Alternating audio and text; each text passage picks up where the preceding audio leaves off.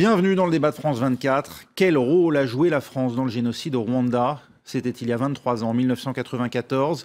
Paris ordonne alors l'envoi d'une force militaire baptisée Turquoise. Objectif déclaré, mettre fin aux violences et empêcher un génocide. Lorsqu'un mois plus tard, Kigali tombe aux mains du FPR, le Front Patriotique Rwandais, le bilan s'élève à 800 000 morts.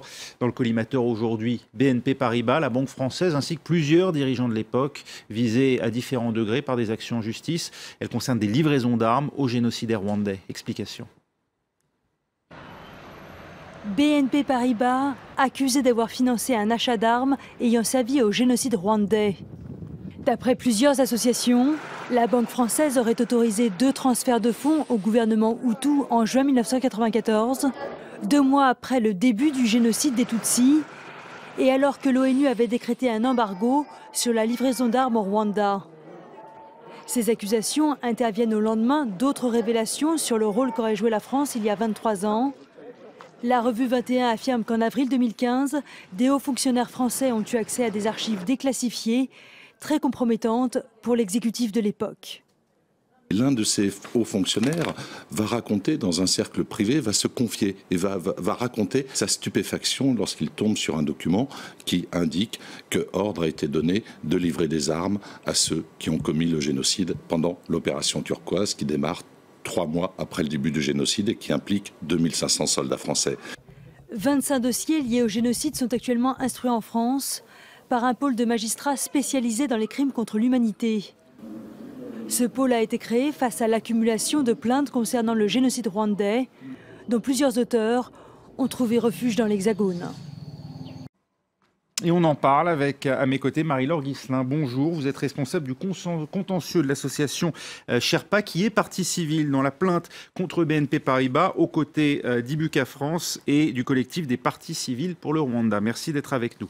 Merci aussi à Maria Malagardis, vous êtes journaliste Afrique à Libération. Également avec nous aujourd'hui François Graner, porte-parole de l'association Survie sur le Rwanda. Je rappelle qu'en ce qui concerne Survie, eh bien, elle est à l'origine d'une plainte contre X qui vise des responsables, des dirigeants français pour ce qui est cette fois effectivement de la même manière que pour BNP Paribas, complicité de génocide et complicité de crimes contre l'humanité, mais là il s'agit de dirigeants politiques et militaires de l'époque. Et puis enfin également avec nous Charles Onana, vous êtes journaliste d'enquête et essayiste. Je montre le titre de votre ouvrage, La France dans la terreur rwandaise, c'est paru aux éditions du Boiris en 2014. Et puis vous François Graner, eh bien c'est Le sabre et la machette, officier français et génocide Tutsi, paru aux éditions Tribord en 2014. Merci à vous 4 d'être avec nous. Marie-Laure Guisselin, vous accusez aujourd'hui BNP, enfin votre association, pardon, accuse BNP Paribas de complicité de génocide. Pourtant, la banque avait-elle, d'après vous, l'intention, en autorisant ce transfert d'argent, de se rendre complice du génocide ? Alors, il faut bien noter qu'en matière de complicité de génocide, l'élément moral, donc l'intention n'est pas de participer au génocide, mais il suffit de savoir que l'acte allait contribuer au génocide pour se rendre complice de génocide. Donc ça, c'est la jurisprudence des différentes cours qui le rappellent. Du procès Papon notamment. Tout à fait, et aussi le tribunal international du Rwanda donc, qui le rappelle effectivement aussi.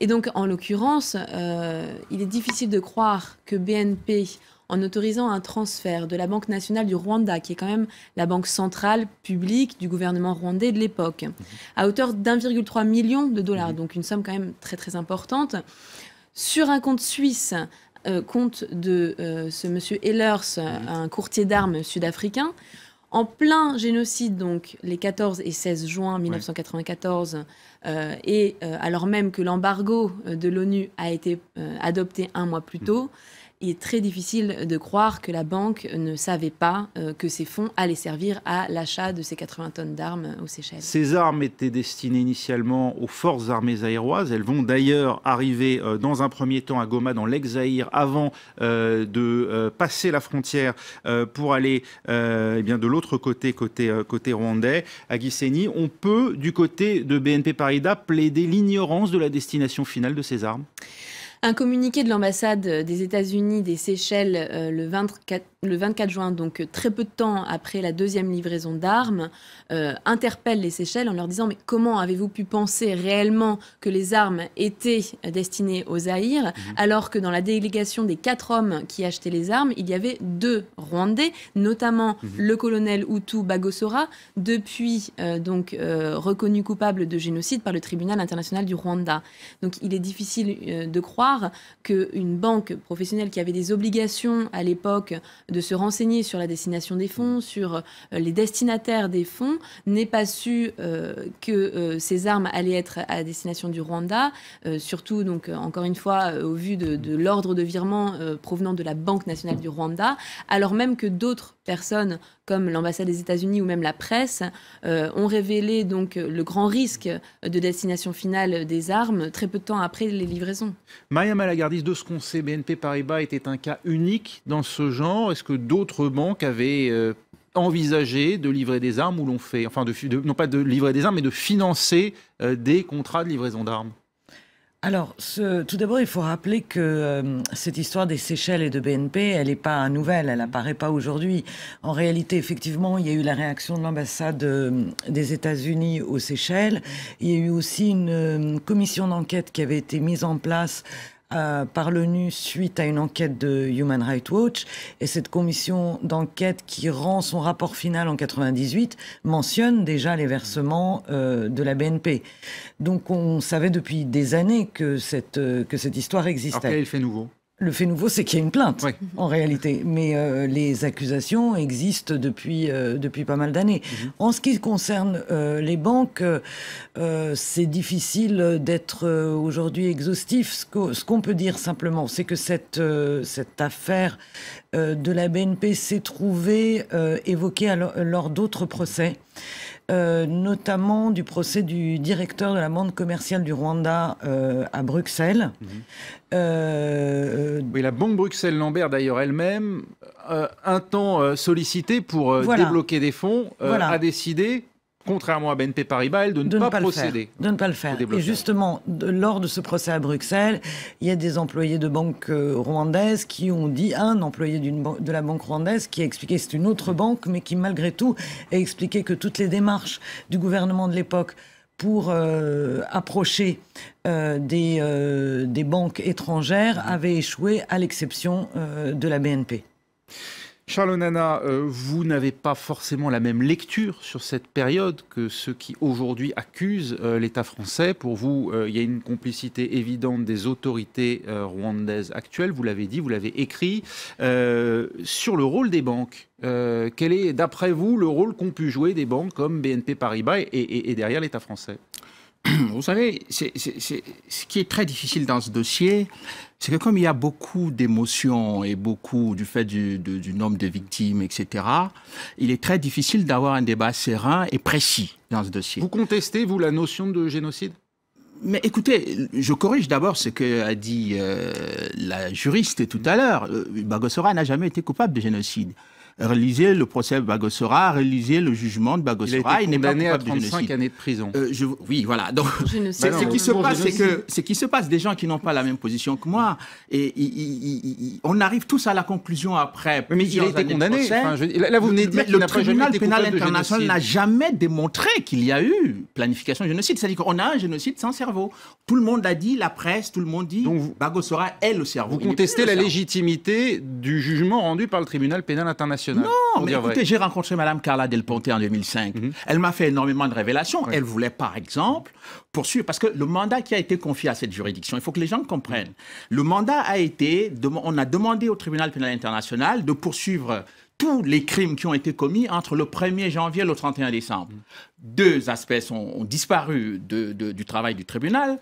Le premier aspect, c'est l'enquête sur l'attentat. C'est-à-dire que c'est la France qui se retrouve aujourd'hui... L'avion du président Juvénal Habyarimana qui a été détruit. L'avion sur l'attentat, parce que les procureurs antérieurs ont dit que l'attentat du 6 avril ne relevait pas de la compétence du TPR, ce qui est totalement faux. La deuxième chose, c'est que Carla Del Ponte m'a confié en 2005, dans son bureau à La Haye, que Paul Kagame avait interdit qu'elle puisse investiguer sur les crimes qui ont été commis par le FPR. Quand il y a une guerre comme celle qui s'est déroulée en 1994, vous avez 2 camps. Donc, il y a un camp qui commet des crimes et nécessairement l'autre qui commet des crimes. Oui, alors on a bien compris. Et la France était dans... La question La France était dans quel camp? Mais je vais répondre. Alors, oui, non, et les banques françaises. Non, mais écoutez, soyez polis. Je ne on vous écoute.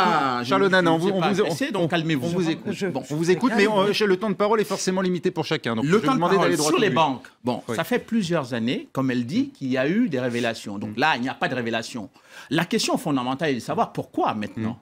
Pourquoi, alors que ces informations sont disponibles sur les sites, etc. Et que la principale source qui a soulevé cette question, c'est Human Rights Watch. Et je rappelle que Human Rights Watch a donné des tas de fausses informations, notamment sur l'implication du gouvernement intérimaire dans le génocide, etc. Et puis d'autres informations. Donc vous mettez en doute l'achat d'armes. Il y a par exemple le Crédit Lyonnais, qui était impliqué également qui était la banque du pouvoir Hutu. Voilà. Mais pourquoi il n'y a pas de plainte contre le Crédit Lyonnais? On poursuivait le Crédit Lyonnais, puisque vous poursuivez qu'un camp, que le camp Hutu, donc tout ce qui concerne les Hutus, on doit poursuivre. Poursuivez le Crédit Lyonnais. Poursuivez par exemple l'Afrique du Sud, qui était impliquée. Poursuivez également Israël qui a livré des armes également aux Hutus, mais poursuivez tous ces gens. Pourquoi seulement la France? François Graner, peut-être répondre à ce qui vient d'être dit à l'instant par Charles Nana. Et puis, j'aurais peut-être une autre question pour vous, celle concernant BNP Paribas. La banque a-t-elle agi de son propre chef? C'était une banque récemment privatisée à l'époque. Est-ce qu'on peut imaginer qu'elle ait pris ce type de décision sans en référer au pouvoir politique? Alors d'abord, je vais répondre très brièvement à M. Onana en le remerciant beaucoup. C'est grâce à vous que je suis là, et à vous et à des gens comme vous, c'est-à-dire tous les gens qui, depuis que l'armée française, en février 1993, a décidé, par son service d'information, de lancer une manœuvre médiatique et des opérations de confusion dans l'esprit des gens. Depuis, on a des théories comme les vôtres, des gens qui dévient à chaque fois qu'on pose des questions, qui vont toujours essayer d'embrouiller les lecteurs. Et donc, grâce à des gens comme vous, moi, je suis très honoré d'avoir que vous déplacez de chez vous pour moi. J'ai essayé de voir qu'est-ce qu'un Français qui ne connaît rien, qui peut, juste en regardant les documents publics, apprendre sur ce qui s'est passé et la responsabilité de la France dans le génocide des Tutsis au Rwanda. C'est pas ce qu'a dit Charles Nana, qui par ailleurs, je pense, est plutôt d'accord avec ce que dit Pierre Péan, qui est aussi un Français qui a priori connaissait bien. Bien sûr, il n'y a pas qu'une seule catégorie de Français qui ont un seul point de vue. On vous écoute, juste pour répondre à la question. C'est à force François Graner à essayer de me rendre compte en regardant uniquement des documents qui étaient fiables, publics, que tout le monde peut vérifier, et en particulier des documents de sources militaires, donc que les militaires eux-mêmes ne démentent pas, que j'ai pu travailler là-dessus et je me suis retrouvé en bon accord avec l'association Survie, que j'ai rejoint depuis, et qui est cette association qui travaille sur la relation de la France avec différentes dictatures, différents régimes durs africains, et qui a fait, dans cette optique-là, un soutien à un régime dur, quelles qu'en soient les conséquences. Et donc, c'est pour ça que nous sommes ici aujourd'hui. L'État français a-t-il donné son feu vert à BNP Paribas pour débloquer les fonds qui ont permis à l'achat d'armes et à la fourniture ensuite de ces armes aux génocidaires rwandais? Alors, le soutien de la France est multiforme. Il est financier, il est politique, il est militaire, il est médiatique. L'association Survie a déposé une plainte aujourd'hui, avec constitution de partie civile, contre X, pour qu'il complète ce qu'a déposé l'association Sherpa sur le volet financier. Là, c'est pour demander aux juges de faire toute la lumière sur les responsabilités politiques et militaires qui sont très certainement liées effectivement au soutien financier qu'on constate, parce que j'imagine effectivement qu'il puisse y avoir un lien, mais c'est au juge d'étudier sans préjugés, objectivement, avec les documents dont on peut disposer, quelles sont effectivement les racines politiques, diplomatiques et militaires qui sont liées à ce que l'association Sherpa a mis en valeur. Mais vous n'avez pas répondu à la question. Et je crois que c'est très important de rappeler aux téléspectateurs qui peut-être ne comprennent pas très bien la coïncidence qu'il y a eu à un dépôt de plainte simultané de nos deux plaintes, mais qui n'ont pas du tout été faits de façon volontaire et qui sont tout à fait distincts. C'est-à-dire qu'on a une plainte contre l'État et des militaires, et nous, le rôle de Sherpa, et ce que cette plainte contre BNP rappelle, c'est que souvent on oublie le rôle dans cette histoire, mais aussi dans beaucoup de violations de droits humains, le rôle des acteurs économiques privés, et là en l'occurrence d'une banque, d'un investisseur. Et donc, donc il faut bien distinguer les deux plaintes. Il y a eu d'autres institutions françaises qui auraient pu prêter main forte aux génocidaires, d'après vous? Alors, c'est ce que nous disait monsieur, mais en fait, on ne va pas ne pas porter plainte contre un acteur en se disant qu'il y en a plein d'autres contre qui on pourrait porter plainte. Y compris pour défendre, pardonnez-moi, leurs intérêts propres, un peu à la manière de ce qu'on reproche aujourd'hui à Lafarge, le cimentier en Syrie, pour avoir protégé en fait certaines de ces cimenteries, d'avoir négocié avec des groupes djihadistes sur place. Tout à fait. Alors, je suis aussi à l'origine de la plainte, le Sherpa à l'origine de la plainte Lafarge, et quand on nous posait la question, mais pourquoi ne pas avoir attaqué d'autres entreprises françaises en Syrie, on leur répondait, mais on n'est pas là pour faire des plaintes en série. Nous sommes des avocats, des juristes de formation. Il faut avoir des éléments probants, des éléments très sérieux pour porter plainte. Donc, si aujourd'hui on nous apporte tous les éléments pour faire une plainte contre le Crédit Lyonnais, eh bien, nous pourrions peut-être la faire. Il faut aussi caractériser l'infraction, ce qui est très compliqué, et puis avoir la compétence des juridictions françaises. Maria Malagardis, on a effectivement beaucoup, depuis une vingtaine d'années maintenant, accusé la France. Il y a aussi des entreprises qui ont pu agir, parfois indépendamment même du pouvoir, pour préserver leurs intérêts propres au Rwanda. Des entreprises françaises comme de bâtiments? Non, je ne pense pas. On est dans un autre contexte. Dans ce qui s'est passé au Rwanda, c'est pas comme en Syrie. Je ne pense pas qu'il y avait des entreprises de bâtiments. On est quand même dans une situation assez particulière. Et c'est pour ça qu'un génocide est justement à une singularité que n'ont pas d'autres conflits. Donc, et pour vous, derrière BNP Paribas, il y a le gouvernement français de l'époque, où il y a une distinction très claire? Quand on est sérieux, on peut pas accuser comme ça. J'en sais rien. Je n'ai aucun élément qui permette de le démontrer. C'est évident qu'on peut se poser des questions. Est-ce que effectivement la BNP aurait pu prendre une décision pareille toute seule? Honnêtement, je n'ai pas à ce jour d'éléments et je me garderais bien de lancer des accusations à la légère. Ce qu'on peut en revanche souligner, c'est que pendant toute la période du génocide, et même assez vite, il y a eu des contacts entre des hauts gradés militaires rwandais et des officiels français. On sait par les rapports de mission qu'ont fait certains d'entre eux que la livraison d'armement et même d'hommes a été évoquée.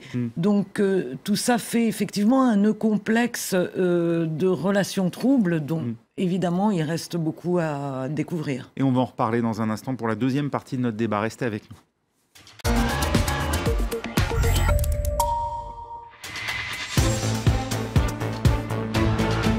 La France s'est-elle rendue complice du génocide rwandais? C'est une accusation qu'on entend depuis longtemps déjà et qui vient d'être alimentée à nouveau, d'abord par deux plaintes. L'une concerne la banque BNP Paribas, l'autre une plainte contre X qui vise plusieurs dirigeants politiques et militaires de l'époque. Et puis, un nouvel article dans la revue 21 de Patrick de Saint-Exupéry, un bon connaisseur du Rwanda, auteur de l'Inavouable, c'était en 2004, et pour qui la France a réarmé les responsables du génocide en violant sciemment l'embargo de l'ONU sur les armes. On en parle avec à mes côtés Marie-Laure Ghislain. Vous êtes responsable du contentieux de l'association Sherpa, association qui est partie civile dans la plainte pour complicité de génocide, crimes de guerre et crimes contre l'humanité contre BNP Paribas. Également avec nous Maria Malagardis. Vous êtes journaliste Afrique à Libération. François Graner, vous êtes porte-parole de l'association Survie sur le Rwanda. C'est l'association qui est à l'origine de cette plainte contre X, donc pour complicité de génocide et de crimes contre l'humanité qui vise des dirigeants français, politiques et militaires de l'époque. Vous êtes également l'auteur de cet ouvrage, Le sabre et la machette, officier français et génocide Tutsi. Et enfin avec nous, Charles Onana, journaliste d'enquête et essayiste. Vous êtes auteur de La France dans la terreur rwandaise. C'est paru aux éditions du Boiris en 2014. L'article de la revue 21, donc à l'appui de cette accusation, le témoignage anonyme d'un haut fonctionnaire qui a pu consulter les archives de l'Élysée, des archives qui couvrent la période 1990-1994. C'est François Hollande qui a décidé donc d'en permettre la consultation. Et eh bien cette source anonyme cite un ordre écrit d'Hubert Védrine, alors secrétaire général de l'Élysée sous François Mitterrand. Hubert Védrine qui donc aurait donné l'ordre de réarmer les génocidaires. Vous en pensez quoi, Charles Onana? Écoutez, j'espère qu'ils vont apporter des preuves à ce qu'ils avancent. J'ai entendu sur une autre antenne Monsieur Saint-Exupéry dire qu'il n'avait pas de preuves à ce qu'il disait. Bon, quand on accuse Monsieur Védrine, qui était à l'époque conseiller diplomatique à l'Élysée, je doute que... Secrétaire général. Oui, il a été secrétaire général de la présidence, il a été d'abord conseiller diplomatique. Donc, si vous voulez... Jacques Attali était le Sherpa de Oui. François Mitterrand. Lui, il était secrétaire général de la présidence. Alors, ce qui se passe, c'est que quand vous avez... Enfin, il faut resituer un peu le contexte. À l'époque, il y a un Premier ministre qui est libéral, M. Édouard Balladur, et François Mitterrand qui est socialiste. Donc, pour pouvoir prendre une décision comme celle-là, autorisée, donc c'est soit le Premier ministre, soit le Président de la République. C'est pas le secrétaire général de la présidence. Donc le pouvoir de M. Védrine pour prendre une telle décision est extrêmement faible. En plus, moi j'ai consulté les archives de l'Élysée avant même la déclassification. Je les ai regardées attentivement. Il y a énormément de choses dans ces archives qui gênent ceux qui accusent la France là aujourd'hui. Pardonnez-moi, mais comment y avez-vous eu accès avant la déclassification? Écoutez, vous savez très bien qu'un journaliste, quand il cherche, il trouve. Hein. Si vous êtes acharné à chercher, vous allez trouver. Oui. Donc, je les Pas ai toujours, eus. les documents classés. J'en ai consulté énormément d'autres Nations Unies. Donc, je suis au courant à peu près de ce qui se passe dans ce dossier. Mais ce qu'on constate, c'est que depuis 20 ans, les accusations régulières, permanentes contre la France et l'armée française, mais sont devenues légion, au point que personne ne se pose la question de savoir qui étaient les auteurs de toute cette histoire. Parce que vous aviez l'Ouganda, qui a financé, qui a armé le FPR, par exemple. Vous n'oserez jamais aller attaquer l'Ouganda. Vous ne poserez jamais de plainte contre l'Ouganda. Le vous s'adresse à qui? Comment? Le vous s'adresse à qui? Aux associations à ceux qui sont présentes devant vous. On va les laisser répondre dans un instant. Qui déposent des plaintes uniquement contre un certain nombre de gens. Et puis, Survie, par exemple, n'oserait jamais déposer plainte contre le FPR pour les crimes commis par le FPR, que ce soit, puisque vous vous intéressez à la dimension économique, il y a le pillage du FPR au Congo. Bon, ça ne vous intéresse pas, puisque le président de Survie à l'époque a reçu le 22 août 1994 une lettre du FPR lui demandant de collaborer pour le travail qui a été fait antérieurement. Donc il y a une série de choses qui font que on se rend compte que toutes ces associations ont une cible privilégiée, c'est les soldats français et c'est l'armée française. Les Américains ne sont pas concernés, les Israéliens ne sont pas concernés, les Anglais ne sont pas concernés, les Belges qui étaient impliqués dans le dossier rwandais ne sont pas concernés. Et ce sont des questions juridiques, monsieur. Mais les Belges n'étaient pas sur place, les Français, les Américains n'étaient pas sur place. On parle de la même façon que les Français. Charles Nana, on va laisser... Le premier soutien militaire. Les archives américaines, on va laisser le contraire. Vous prétendez avoir vu des archives classifiées. Moi, j'en crois pas un mot. Mais attendez, où dérive n'en croyez pas. Débat. Vous avez publié un article disant que les Français ont envoyé des missiles. Où est-ce que les missiles ont été envoyés? Les missiles français ont été envoyés mais où, à quel endroit? Mais bien sûr, ils ont été répertoriés par... Mais qui les a pris? Qui les a récupérés au Rwanda? On va pas refaire les théories. Je pense que le spectateur comprend rien. Vous passez d'un truc à l'autre. Mais il faut être précis. Non, mais Charles Nana, on va pas refaire les théories sur... Non, c'est pas des théories, il faut être précis. On va pas refaire les théories sur l'avion de Juvénal Habyarimana et ce qu'il en est advenu. François Graner, vous avez été mis en cause personnellement, enfin Survie vient d'être mise en cause personnellement par Charles Nana comme étant une association en gros de parti pris. Je vais vous laisser répondre. D'abord peut-être une question pour qu'on comprenne bien ces fameuses archives déclassifiées par François Hollande sur la période 90-94. Qui a pu y avoir accès? Alors, François Hollande a fait une annonce demandant d'ouvrir largement un salon d'archives. Plusieurs ministères ont fait un travail de déclassification. En ce qui concerne les archives qui étaient stockées à l'Élysée et qui ont été versées aux archives nationales, elles sont encore sous le contrôle d'une personne privée à qui Mitterrand a donné le pouvoir de donner les consultations à titre et qui décide absolument arbitraire. C'est elle qui décide. Totalement discrétionnaire. C'est totalement discrétionnaire. Il n'y a pas de recours judiciaire. Et même si François Hollande demande l'ouverture, elle peut le faire ou elle peut ne pas le faire. Donc elle a pu donner à M. Nana des autorisations si elle a voulu. Moi, j'ai fait une demande après l'annonce de M. Hollande et effectivement, je n'ai eu qu'une petite partie des archives disponibles. Depuis, il y a d'autres personnes qui sont jointes à moi et qui ont fait des demandes et les réponses sont arbitraires et donc actuellement, il y a une remontée au Conseil constitutionnel pour savoir pourquoi, effectivement, une personne privée peut avoir le droit de cacher des archives d'État qui permettent aux citoyens français de faire la lumière sur ce qui s'est passé. Maria Malagardis, D'abord, pourquoi un tel secret? Est-ce que d'une certaine manière, l'État français a quelque chose à cacher dans cette affaire? Et puis, cette personne, ce haut fonctionnaire cité par Patrick de Saint-Exupéry à l'appui donc de son article, qu'est-ce qui garantit qu'il a bien eu accès à une note signée de la main d'Hubert Védrine pendant cette période clé qui concerne effectivement l'engagement des forces turquoises au Rwanda? A priori, rien. On verra bien si M. Hubert Védrine porte plainte en diffamation, ce qu'il devrait faire normalement, si effectivement tout ça est faux. Donc on va très vite le savoir. En dehors de ça, je dirais qu'il y a d'autres documents qui sont sortis des archives, notamment des archives François Mitterrand, et notamment une dépêche Reuters datée du 15 juillet 1994, est titrée « Paris est prêt à arrêter les auteurs du génocide ». Le titre de cette dépêche est souligné et en marge, il est dit lecture du président, ce n'est pas ce qui a été dit chez le Premier ministre, signature Hubert Védrine. Aujourd'hui, elle est dans le domaine public. Donc, la France avait intérêt à l'époque à protéger le pouvoir Hutu à Kigali au moment du crash de l'avion de Juvénal Habyarimana et du début du génocide. Il faut le croire.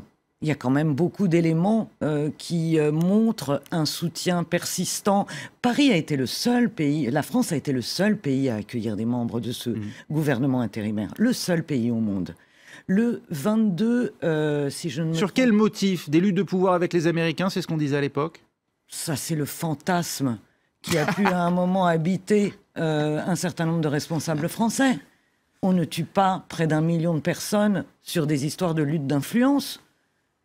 Qui étaient les assassins? Qui a tué? Oui, bon, enfin écoutez, on ne va pas ici commencer à refaire le débat. On ne va pas. Quand on vous pose des questions précises, vous ne répondez jamais.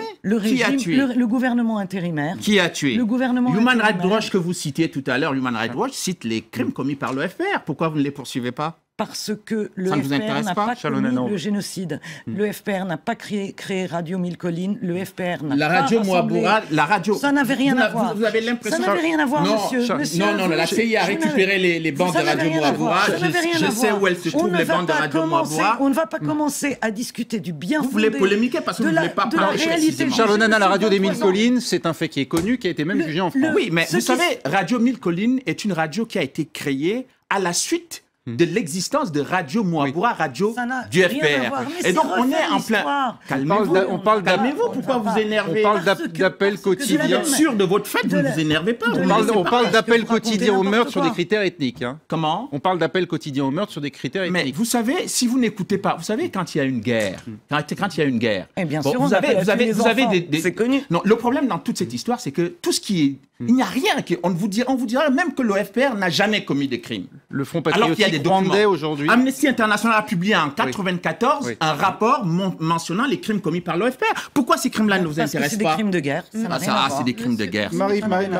Peut-être Marie-Laure Ghislain d'abord, et puis ensuite je vous laisserai répondre. Non, j'aimerais juste revenir sur la qualité de ce débat, puisque quand on parle de précision de réponse, pourquoi, alors qu'on essaie d'amener les preuves, en l'occurrence la preuve sur BNP, de l'implication de BNP, vous nous dites pourquoi ne pas avoir accusé le Crédit Lyonnais? Quand on vous dit on accuse faites toute la lumière. personne, Faites toute la lumière.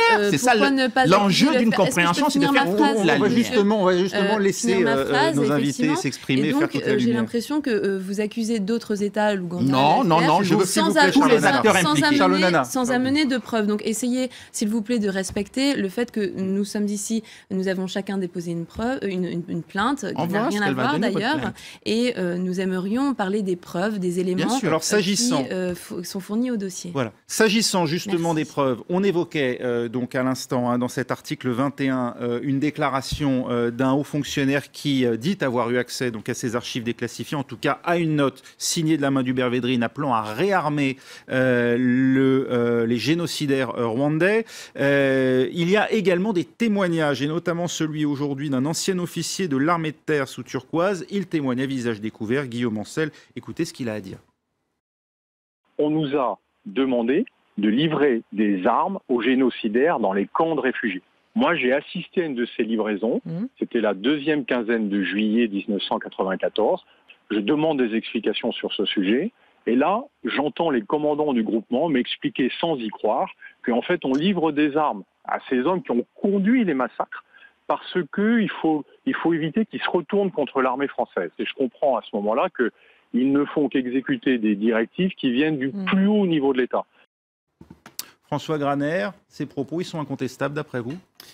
C'est un témoignage effectivement qui conforte un certain nombre de documents qu'on a sur le réarmement, sur les livraisons d'armes à différents stades, avant, pendant et après le génocide des Tutsis. Je voudrais rappeler qu'on est le 29 juin, que exactement le 29 juin, il y a 23 ans, sur les collines de Bicécero, des Tutsis survivants au génocide des Tutsis s'étaient regroupés, un petit groupe, et qu'il échappait aux tueurs en se cachant, et que les soldats français, et qui étaient arrivés à ce moment-là, les ont vus, ne les ont pas secourus, et pendant 3 jours, ils ont été livrés aux tueurs, et ils ont presque entièrement disparu. Et donc, ces personnes-là, les quelques rescapés, ont porté plainte contre les hauts responsables politiques et militaires français de l'époque. Et cette plainte est là depuis plusieurs années, et elle est nourrie par un dossier extrêmement solide, où l'association Survie soutient effectivement ce dossier-là. Et c'est complètement cohérent avec la plainte qui est développée actuellement, qui est celle sur les livraisons d'armes, cette fois à l'armée rwandaise elle-même, et qui fait partie du soutien constant, continu de l'armée française et dirigée par les dirigeants politiques et militaires de l'époque pour soutenir un régime et un groupe armé qui lui est favorable et qui lui permet de stabiliser sa zone d'influence. Maria Malagardis, le but avoué de l'opération turquoise à l'époque, c'était de mettre un terme au génocide. Est-ce qu'en prenant, comme semble le dire ce militaire, le parti du gouvernement intérimaire, ou en tout cas de ceux qui sur le terrain perpétraient le génocide, est-ce qu'il y a eu un aveuglement de la France ou bien du cynisme pur et simple? Waouh, question compliquée. Je ne suis pas dans la tête des responsables qui décident ça. On peut juste constater les faits. Le témoignage de Guillaume Ancel vient conforter un certain nombre d'éléments qu'on avait déjà depuis quelques années. J'ajouterais que moi, j'étais en reportage au Rwanda et au Zaïre pendant l'opération turquoise, et qu'il n'était pas rare de rencontrer des officiers qui avaient des doutes sur ce qu'il s'agissait exactement de faire. Et je me souviens notamment d'une fois du côté de Chiangougou, où on a vu passer des voitures avec des gens qui avaient l'air importants, et j'ai demandé qui c'était. Ils m'ont dit c'est des responsables du Rwanda et on les laisse filer. C'est des choses qu'on sait, c'est des choses qui sont... Effectivement, il y a une sorte de... Comment dire? Il y a une ambiguïté initiale, originelle, avec l'opération turquoise. Ça c'est certain. Et le témoignage de Guillaume Ancel n'est que, encore une fois, le dernier élément à la suite de beaucoup d'éléments qu'on avait là-dessus. J'ajouterais que de toute façon, quand la France intervient, le génocide, malheureusement, il est presque terminé. Oui, mais qu'est-ce qui fait, pardonnez-moi, mais qu'est-ce qui fait que la raison d'État à l'époque, pour François Mitterrand, c'est de soutenir le pouvoir en place? C'est la volonté de stabiliser le pays? Si vous voulez stabiliser le pays en soutenant un pouvoir qui assassine ses concitoyens, ça semble un peu compliqué. Non, je me fais l'avocat du jeu, je pose la question tout simplement, naïvement. Je pense qu'il y a toute une série d'éléments qu'il est peut-être un peu long d'énumérer ici, mais qui vont d'une vision... des accords de sécurité qui lient la France à ses partenaires africains, et que, étant donné que la France s'était liée au régime de Juvénal à Biarimana, alors qu'il n'y avait pas d'accord de défense, en intervenant contre l'attaque du FPR le 1er octobre 90, que ce soutien n'avait cessé de s'amplifier, qu'elle avait formé les militaires français, il y avait une sorte de peur que cet exemple-là, en rompant, fournirait un mauvais exemple aux autres pays avec qui la France est liée de manière beaucoup plus formelle. Il y a certainement eu aussi... une sorte de lecture, effectivement, que reprend Monsieur Onana en partie, une sorte de lecture sur une agression anglophone dans un pays francophone proche du Zaïre, parce que c'est vraiment le Zaïre qui était plus important que le Rwanda à l'époque.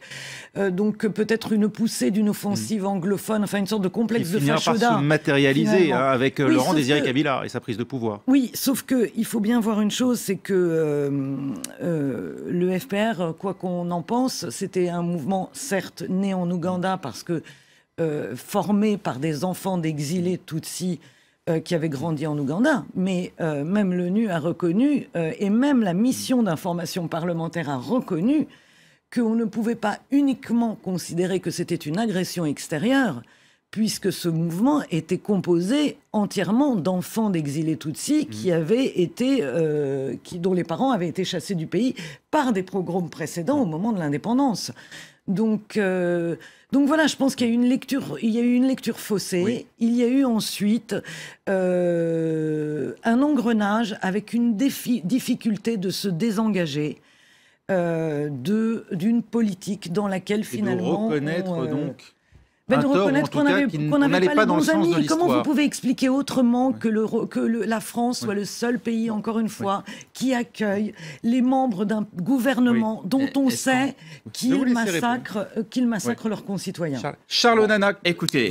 Excusez-moi, je vais juste vous poser, je vais essayer de reformuler ça sous la forme d'une question.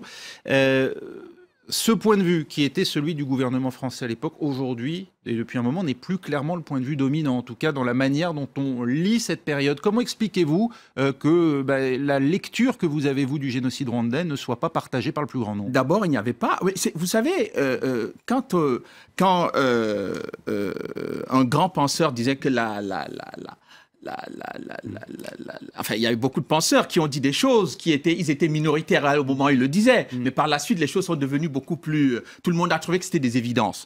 Donc, ce que je veux dire, c'est qu'il n'y avait pas une lecture gouvernementale française. Il y avait un gouvernement qui avait deux têtes. Le président Mitterrand n'avait pas la même lecture que M. Balladur. Et d'ailleurs... J'ai lu attentivement tous les articles qui ont été écrits. Pour mener la même politique, François Léotard, ministre de la Défense, a été lui-même soumis aux mêmes accusations. Dans les discussions ministérielles, dans ce qu'on appelait les rencontres ministérielles restreintes, il y avait un débat. Monsieur Léotard, le ministre de la Coopération, Monsieur Roussin, et M. Balladur et le président Mitterrand n'avaient pas la même... Et M. Juppé, qui était à l'époque ministre des Affaires, ils n'avaient pas tous la même lecture des événements. Et ils n'étaient pas tous partisans d'une intervention pour l'opération turquoise. Donc, pour dire ce qu'ils sont en train de dire là, il va falloir qu'on soit précis à un moment donné. Et je vais donner un autre exemple. Pourquoi pendant 2 mois, c'est-à-dire entre le 6 avril et le 22 juin, parce que finalement, l'intervention turquoise, c'est le 22 juin, mais les massacres qui se déroulent, mais pourquoi on ne les arrête pas? Et pourquoi, d'après vous, la France tarde-t-elle à agir? Alors, je vais vous dire 2 choses qui vont peut-être encore certainement les énerver. C'est qu'au niveau du Conseil de sécurité, il y a un débat. J'ai eu accès à toutes les archives du Conseil de sécurité. Vous avez beaucoup de chance. Mais oui, écoutez, je travaille. Beaucoup de talent. Je me bats pour travailler, pour essayer de comprendre. J'ai pas des certitudes comme eux, ils les ont. Et je regarde de tous les côtés. Je ne regarde pas que d'un seul côté. Je regarde du côté des Américains, du côté des Belges, du côté des... Alors, qu'avez-vous vu, justement, dans Alors, ce que je découvre, c'est que le gouvernement intérimaire qu'ils accusent d'être un gouvernement génocidaire, je rappelle quand même qu'il y a eu un certain nombre de ministres de ce gouvernement qui ont été acquittés. Et là, il n'y a aucune de ces personnes qui va le dire. Bon, alors, ce gouvernement qui voulait effectivement commettre un génocide, comme ils le disent, a appelé les Nations Unies depuis le mois d'avril. Il a été délogé de Kigali le 12. Il a quitté Kigali parce que le FPR était en train de menacer. Donc, il y a eu des pressions importantes au sein du Conseil de sécurité, y compris sur la France, pour que la France adopte des résolutions qui étaient faites pour sanctionner ce gouvernement. C'est-à-dire que le gouvernement intérimaire qui, évidemment, vous vous doutez bien, vous êtes en train de commettre un génocide, vous appelez les Nations Unies pour venir voir ce que vous êtes en train de faire. Et vous avez la MINUAR qui est sur place. Et aucun rapport de la MINUAR ne dit ce que vous êtes en train de dire. Strictement aucun rapport. Donc, à un moment donné, on comprend que le FPR était en situation de gagner la guerre sur le plan militaire. Les États-Unis ont appuyé, ont dit qu'il ne faut pas, Madeleine Albright a dit qu'il ne faut pas intervenir au Rwanda. Voilà pourquoi les massacres vont se dérouler pendant 2 mois sans que personne n'intervienne. Et lorsque la France décide d'intervenir le 22 août, eh bien... Ce qui explique qu'une très large majorité des victimes sont Tutsis? Qui l'a dit qu'une très large majorité des victimes sont Tutsis? Il y a 2 professeurs américains qui viennent de faire une enquête actuellement au Rwanda. Ils ont découvert, ils sont partis de cette hypothèse. Et ils sont arrivés à la conclusion différente. Une réaction des associations, des représentants d'associations qui sont avec nous. D'abord Marie-Laure Ghislain pour Sherpa. Alors nous, on voudrait vraiment se mettre en dehors de tout ce débat, puisque encore une fois, notre rôle, c'est précisément d'amener un peu de la hauteur sur ces débats qui prennent beaucoup justement d'émotions depuis des années. La preuve, et nous aimerions rappeler que l'acteur oublié justement dans ce génocide, mais aussi de façon générale dans les violations des droits humains, c'est l'acteur privé. Et c'est l'objet de notre plainte, rappeler aux nouveaux élus qu'il est très important d'être vigilant plus que jamais sur la possibilité d'être impliqué pour une banque dans des violations graves de droits humains. Et pourquoi c'est la position de principe. C'est la position de principe. Et cette plainte a le mérite aussi de montrer que la loi sur le devoir de vigilance du 21 février qui a été adoptée récemment de façon historique à laquelle Sherpa a participé, permettrait d'éviter l'implication des institutions financières dans les violations de droits humains. Et ça, c'est très important de le rappeler parce que ça permettrait aux juges d'être encouragés à faire la lumière sur cette affaire et à appliquer cette nouvelle loi pour que tout individu puisse être sûr que son épargne ne sera pas impliquée dans des violations des droits humains. Et c'est la raison pour laquelle nous lançons une pétition en ce sens pour faire la lumière sur toute cette affaire. François Graner. Comme je disais, du fait que des gens entretiennent sciemment la confusion dans l'esprit du public, l'association survit, travaille sur les documents qui sont non réfutables. Par exemple, ici, dans la plainte qui vise les responsables français, un des éléments de la plainte, c'est les déclarations d'Hubert Védrine lui-même, quand il reconnaît devant la commission de défense de l'Assemblée nationale que les livraisons d'armes aux génocidaires se sont poursuivies, y compris pendant le génocide. À partir du moment où il l'a dit, c'était enregistré, la vidéo est disponible, et donc n'importe qui peut la vérifier, et que ça a été devant des parlementaires, c'est quelque chose qui est un document qui, pour nous, préjugé, pas préjugé, opinion, pas opinion, c'est quelque chose qu'on peut transmettre à la justice en lui demandant de faire son travail pour essayer de comprendre qu'est-ce qu'il y a derrière cette déclaration de M. Védrine lui-même, et non pas d'un quelconque opposant. C'était le 16 avril 2014, Hubert Védrine qui reconnaît devant la commission de la défense que des livraisons d'armes se sont bien poursuivies après le début du massacre, tout en disant... Non, 2014. 2014. Tout en affirmant que ça n'avait rien à voir avec le génocide. Donc on continue à livrer des armes après le massacre, mais pas aux génocidaires. Voilà ce que disait Hubert Védrine. Le problème, c'est qu'il y a un attachement entre cette déclaration et la responsabilité de M. Védrine dans les événements. C'est ça qui est intéressant à comprendre, comment ils arrivent, eux, à faire ce lien-là. Enfin, ça concerne quand même directement ces événements, en l'occurrence. Oui, non, mais le travail d'association ne tient qu'à Hubert Védrine d'affirmer que... Non, mais écoutez, moi, je ne suis pas l'avocat de M. Védrine, il est suffisamment grand pour le défendre. Non, mais ce que moi, je veux comprendre, c'est intellectuellement, comment vous faites un lien entre une déclaration et la responsabilité de la personne. Intellectuellement, c'est très simple. Le travail d'associations sérieuses comme Sherpa ou les autres associations qui déposent leurs plaintes de ce côté-là, sur le côté financier, ou nous, sur le côté politique ou militaire, c'est de fournir des documents qui sont solides, de nourrir la justice, et de demander à la justice de travailler sans préjugés pour établir les liens, parce que c'est le travail de la justice. Et non pas de faire des théories, de faire des grands développements, de dévier le sujet en permanence. De dévier le sujet en permanence. Donc c'est de nourrir des documents, effectivement, parce que c'est la cause le plus précis possible, pour que la justice puisse faire son travail sereinement et aller jusqu'au bout, et pour que les choses puissent être sanctionnées pour ne pas se reproduire, car c'est l'enjeu. Merci beaucoup d'avoir été avec nous. Merci Marie-Laure Ghislain, merci Maria Malagardis, merci Charles Nana et François Graner. À suivre tout de suite un nouveau journal sur France 24.